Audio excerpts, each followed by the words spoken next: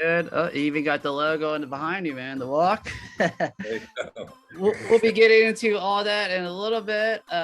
Before that, here at Bionic Buzz, we're all about people's passion. I want to know where your passion for music and scoring for film and TV led you on this amazing journey working for things like Netflix, HBO, TNT, Bravo, Nickelodeon, etc. So was a certain movie inspired, a certain soundtrack, or something that was natural for you as a child?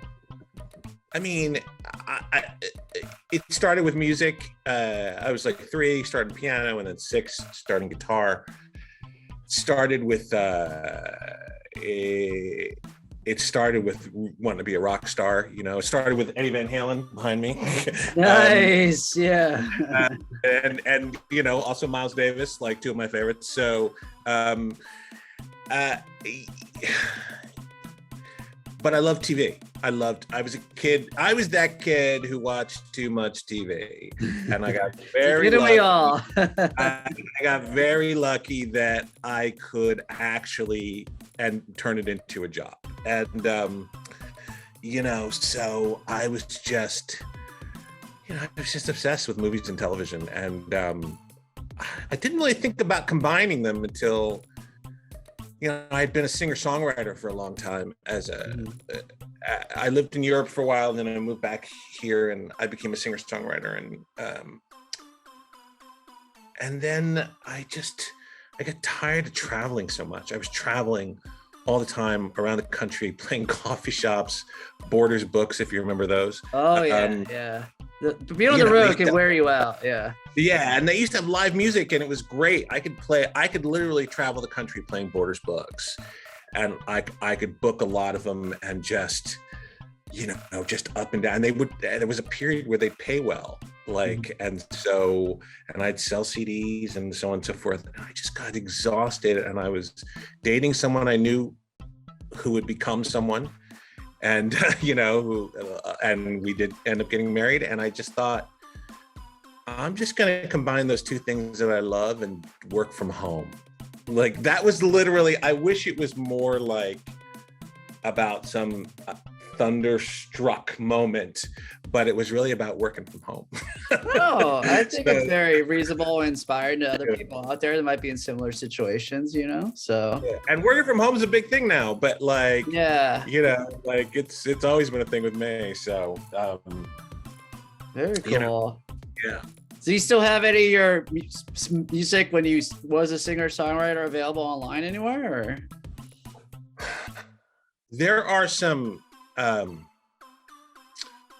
know the University of Penn, I used to play there a lot, has an archive of, they used to have a radio show called Live at the Writer's House.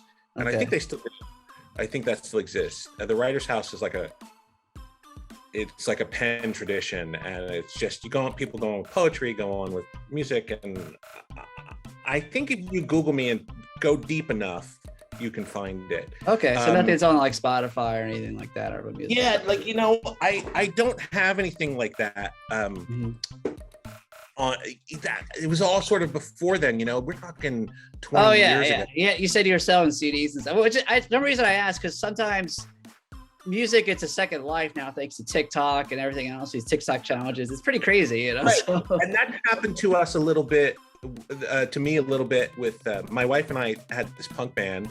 It was this nice. like political feminist, like angry punk band. And I was already a singer. Yeah, I was already a singer-songwriter, but I mean, I was already that kind of drums, you know. Yeah, I was already a film composer, but like, I wanted to do something. I wanted to go back to, you know, doing something just for the hell of it. And so we ended up doing that, and it was called the Fever Pistol. And if you look on Google, you can find it. Okay, cool.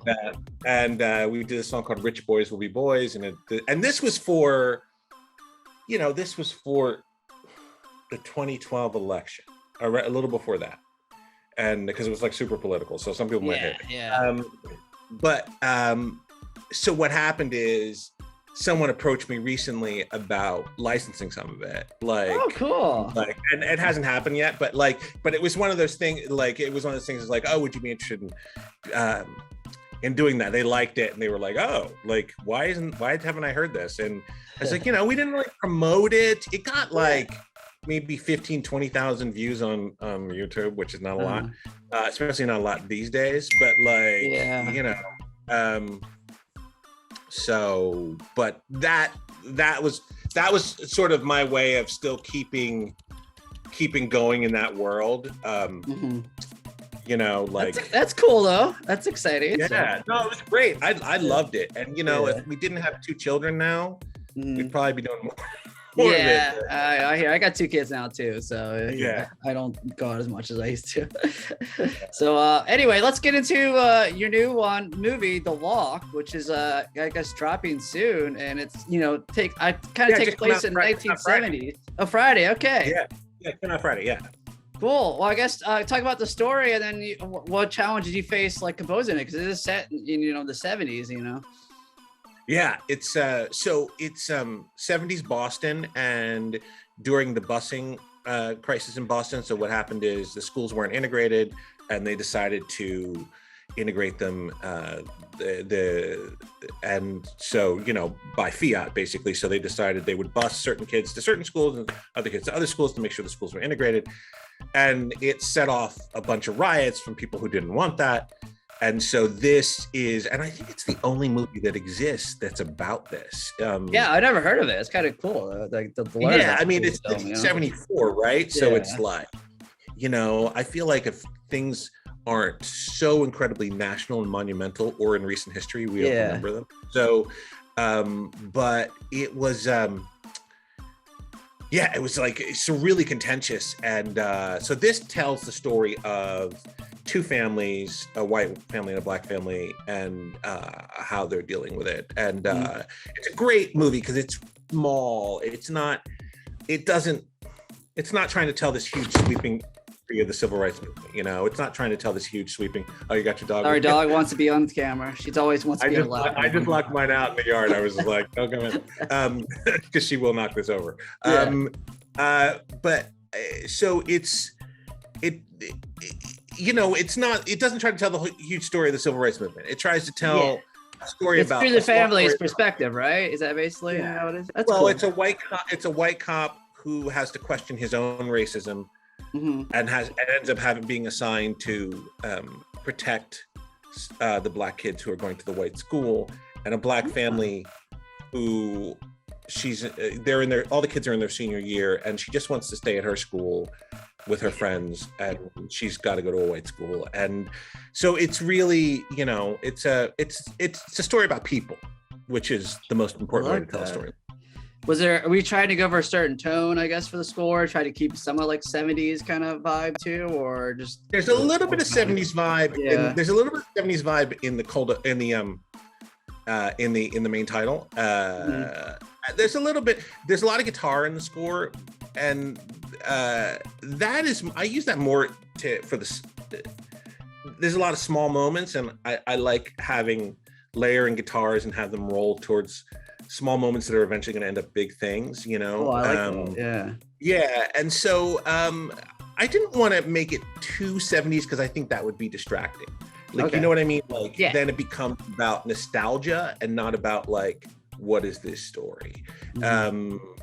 That's that can be a great thing about stuff like my wife and I were just talking about how amazing Stranger Things is, because the music evokes so much nostalgia.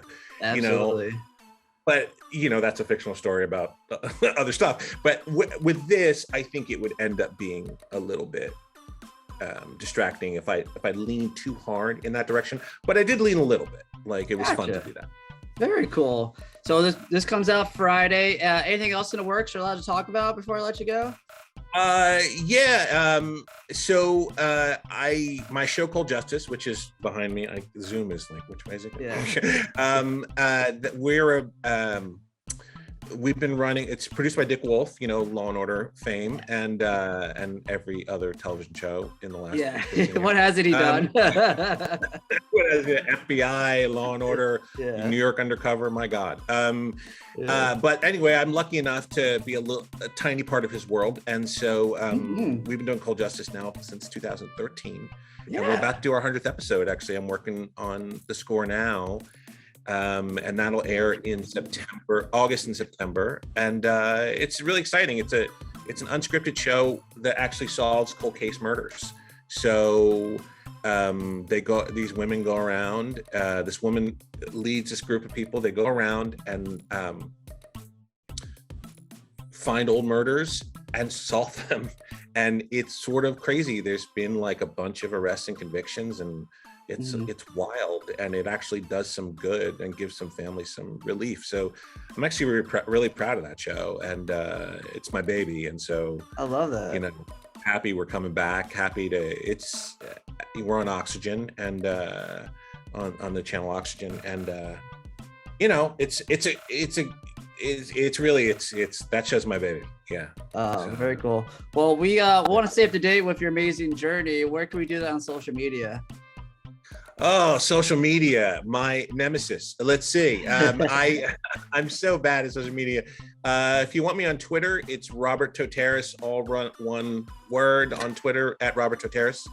If you want me on Instagram, it's at Robert_ToTeras. So yeah, social media. I really need to get that together. Like so many of my other you're friends too busy, you know. I get it, you know.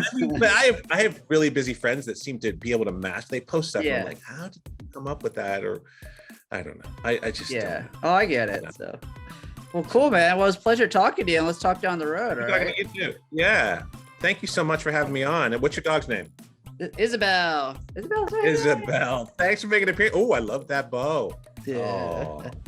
Thanks for making an appearance, Isabel. Yeah. All right, man. Take care.